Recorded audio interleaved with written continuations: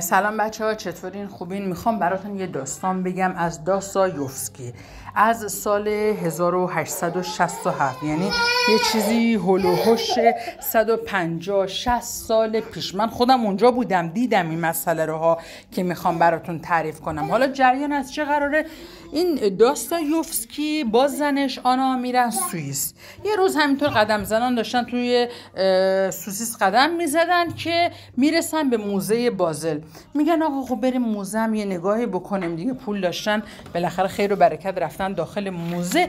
اونجا این داستایوفسکی چشش میفته به مجسم، به تابلوی مسیح مرده. همونجا خشکش میزنه. 20 دقیقه من خوندم جایی 20 دقیقه خشکش زده بود. بعد داستایوفسکی هم که میدونید تشنجی بوده، سر داشته، زنش همونجا میترسه اصلا. میگه الان که تشنج کنه همینجا کف و خون قاطی کنه، دستشو میگیره میکشش میبرتش. اما جریان چی بوده؟ چرا داستایوفسکی اینجوری میشه؟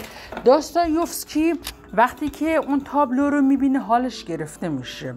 به قول امروزیا همیشه اون عیسی مسیح رو تو تابلوهایی که دیده بوده نورانی بودن، خیلی شیک و مجلسی بودن، قشنگ بودن، در حال عروج بوده، خلاصه خیلی ترتمیز نقاشی کشیده شده بودن. اما الان یه نقاشی میبینه که واقعی بوده. نقاشی عیسی مسیح رو میبینه، جنازش رو میبینه که سرد، کبوده، لبهای خشکیده، روی سنگ سرد افتاده و تجسم کاملی از مرگه. همین باعث میشه که داستایوفسکی با خودش بگه اگر مسیح اینطور مرده باشه، اگر به راستی رو به فساد نهاده، پس رستاخیز چه میشود؟ امیدهای بشر کجا میرود؟ ایمان چطور میخواهد از میان این جسد سرد برخیزد؟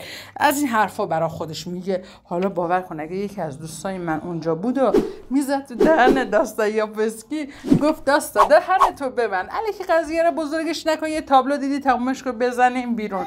من دوستام اینجوری انا اصلا نمیشه باشون حرف زد.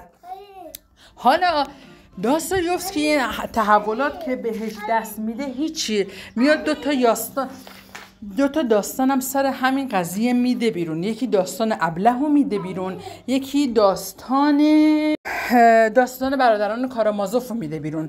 داستان برادران کارامازوف جریانش چیه؟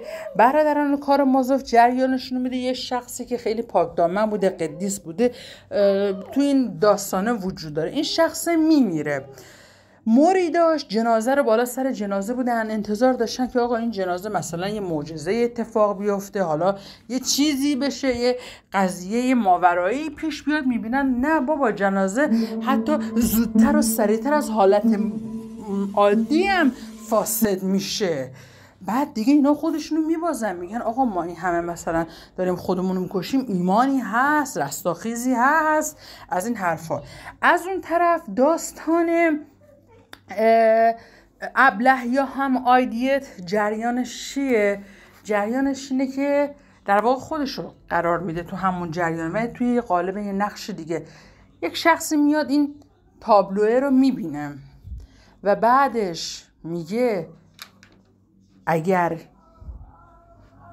دیگران این تابلو رو ببینن ممکنه ایمان خودشون رو از دست